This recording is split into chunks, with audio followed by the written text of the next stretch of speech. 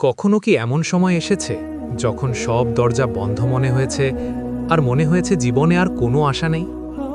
একটু ভাবুন তো, ঠিক সেই মুহূর্তে যদি কেউ আপনাকে বলে হতাশ হবেন না, আল্লাহ চাইলে সব পারে, আপনি কি তখন বিশ্বাস করবেন নাকি মনে করবেন এটা শুধু সান্ত্বনার কথা?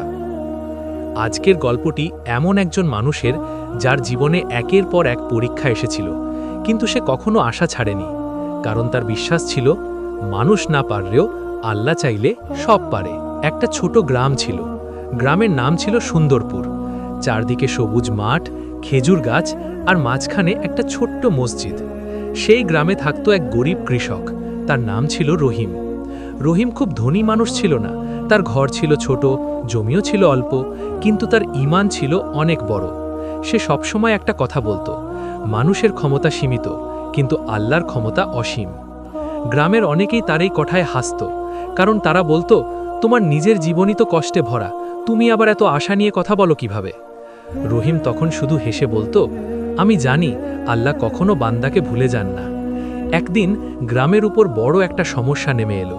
সেই বছর বৃষ্টি একদম হলো না। মাঠ শুকিয়ে গেল, পুকুরের পানি কমে গেল, ফসল নষ্ট হয়ে যেতে লাগলো।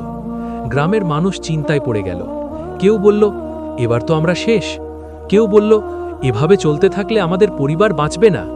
কিন্তু রহিম তখনও একই কথা বলল, হতাশ হবেন না ভাই, আল্লাহ চাইলে সব ঠিক হয়ে যাবে। এখানে একটু থামি, একটা প্রশ্ন করি আপনাদের কাছে। যখন আমাদের জীবনে এমন কঠিন সময় আসে, আমরা কি তখন আল্লাহর উপর ভরসা রাখতে পারি, নাকি আমরা খুব দ্রুত হতাশ হয়ে যাই? একটু নিজের মনকে প্রশ্ন করুন, আমরা হলে কি করতাম? কিছুদিন পরে রহিমের জীবনে আর একটা বড় পরীক্ষা এলো। তার ছোট ছেলে হাসিব হঠাৎ খুব অসুস্থ হয়ে পড়ল। তার জ্বর এত বেড়ে গেল যে রহিমের স্ত্রী খুব ভয় পেয়ে গেল। সে কাঁদতে কাঁদতে বলল, আমাদের তো টাকা নেই, আমরা কি করব? রহিম তখনও শান্তভাবে বলল, চিন্তা করো না, আল্লাহ আমাদের দেখছেন। সেই রাতে রহিম অনেকক্ষণ সেজদায় কাঁদল। সে আল্লাহর কাছে দোয়া করল। এখানেও একটু ভাবুন, যখন আমাদের সবচেয়ে প্রিয় মানুষ বিপদে পড়ে, আমরা কি তখন আল্লাহকে আরও বেশি করে ডাকি, নাকি আমরা শুধু অভিযোগ করতে থাকি? এ ব্যাপারে আমাদের সচেতন হওয়া খুব জরুরি। পরের দিন সকালে একটা অদ্ভুত ঘটনা ঘটল। গ্রামের পাশ দিয়ে একজন ভ্রমণকারী ডাক্তার যাচ্ছিল। সে নামাজ পড়ার জন্য সুন্দরপুরের মসজিদে থামল। মসজিদের ইমাম তাকে বললেন, আমাদের গ্রামে একটা অসুস্থ বাচ্চা আছে।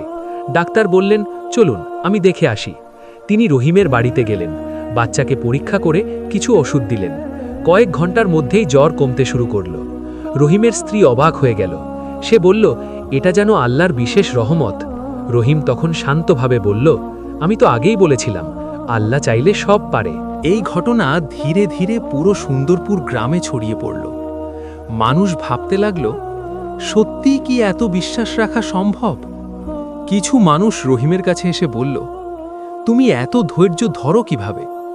রহিম বলল, কারণ আমি জানি আল্লাহ বান্দাকে পরীক্ষা করেন, আর পরীক্ষার পরই রহমত আসে। বন্ধুরা, এখানে আবার একটু থামি। আমরা কি কখনো ভেবে দেখি, আমাদের জীবনের অনেক সমস্যাই হয়তো আল্লাহর পরীক্ষা? যদি এটা সত্যি হয়, তাহলে আমাদের কি করা উচিত? ধৈর্য ধরা নাকি হতাশ হয়ে যাওয়া? কিছু মাস পরে আবার একটা বড় ঝড় এলো। ঝড়ে সুন্দরপুর গ্রামের অনেক ঘর ভেঙে গেল। রহিমের ছোট ঘরটাও ভেঙে পড়ল। গ্রামের মানুষ ভাবল, এবার হয়তো রহিম হতাশ হয়ে যাবে। কিন্তু সে তখনও বলল, যখন আল্লাহ একটা দরজা বন্ধ করেন, তখন তিনি আরেকটা দরজা খুলে দেন। কয়েক সপ্তাহ পরে সরকার সুন্দরপুর গ্রামে একটা নতুন কৃষি প্রকল্প শুরু করল। যাদের ছোট জমি ছিল, তাদের সাহায্য দেওয়া হবে। নতুন বীজ, সার এবং কিছু টাকা দেওয়া হলো। রহিমও সেই তালিকায় পড়ল। সে নতুন করে চাষ শুরু করল। সেই বছর তার জমিতে এত ফসল হলো, যা সে জীবনে কখনো পায়নি। পুরো গ্রাম অবাক হয়ে গেল। একদিন মসজিদের সামনে সবাই বসেছিল। রহিম তখন বলল, ভাইয়েরা, মনে রাখবেন, মানুষের ক্ষমতা সীমিত, কিন্তু আল্লাহর ক্ষমতা অসীম। জীবনে যত বড় সমস্যা আসুক, হতাশ হবেন না, কারণ আল্লাহ চাইলে সব পারে। শেষ করার আগে আপনাদের কাছে একটা প্রশ্ন রেখে যেতে চাই। যখন আমাদের জীবনে সমস্যা আসে, আমরা কি সত্যিই আল্লাহর উপর ভরসা করি, নাকি আমরা খুব দ্রুত হতাশ হয়ে যাই? একটু ভাবুন তো, আমাদের হৃদয় কি সত্যিই আল্লাহর দিকে ফিরে যায়? রহিম তখন আবার বলতে শুরু করল, আমি অনেক রাত কেঁদেছি, অনেক দোয়া করেছি। কখনো মনে হয়েছে আমার দোয়া কি আদৌ কবুল হবে? তারপর সে হেসে বলল, কিন্তু পরে বুঝেছি আল্লাহ দোয়া কখনোই নষ্ট করেন না। হয়তো তিনি সাথে সাথে দেন না, কিন্তু ঠিক সময়ে দেন। গ্রামের এক বৃদ্ধ তখন তাকে জিজ্ঞেস করল, রহিম, তুমি কি কখনো হতাশ হওনি? রহিম একটু হাসল।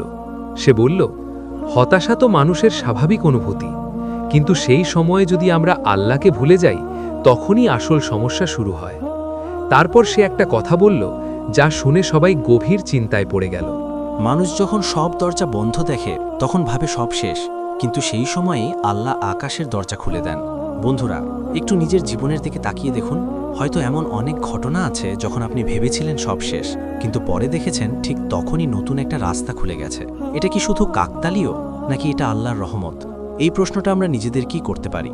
রহিম তখন মসজিদের মিনারের দিকে তাকিয়ে বলল, আমরা অনেক সময় দুনিয়ার ছোট ছোট সমস্যায় এত ভয় পাই যে আল্লাহর শক্তিকে ভুলে যাই। সে বলল, যে আল্লাহ আকাশ সৃষ্টি করেছেন, যে আল্লাহ সমুদ্র সৃষ্টি করেছেন, যে আল্লাহ মানুষকে জীবন দিয়েছেন, তিনি কি আমাদের ছোট সমস্যাগুলো সমাধান করতে পারবেন না? এই কথা শুনে অনেকের চোখে পানি চলে এলো, কারণ তারা বুঝতে পারছিল এতদিন তারা হয়তো খুব সহজেই হতাশ হয়ে পড়ত। রহিম তখন বলল, আমার জীবনে 3টে জিনিস আমাকে শক্তি দিয়েছে। প্রথমটা হলো ধৈর্য, দ্বিতীয়টা হলো দোয়া, আর তৃতীয়টা হলো আল্লাহর উপর সম্পূর্ণ ভরসা। সে বলল, যে মানুষ ধৈর্য ধরে আল্লাহ তাকে অপমান করেন না, যে মানুষ দোয়া করে আল্লাহ তাকে শুনে নেন, আর যে মানুষ আল্লাহর উপর ভরসা করে আল্লাহ তাকে কখনো একা ছেড়ে দেন না।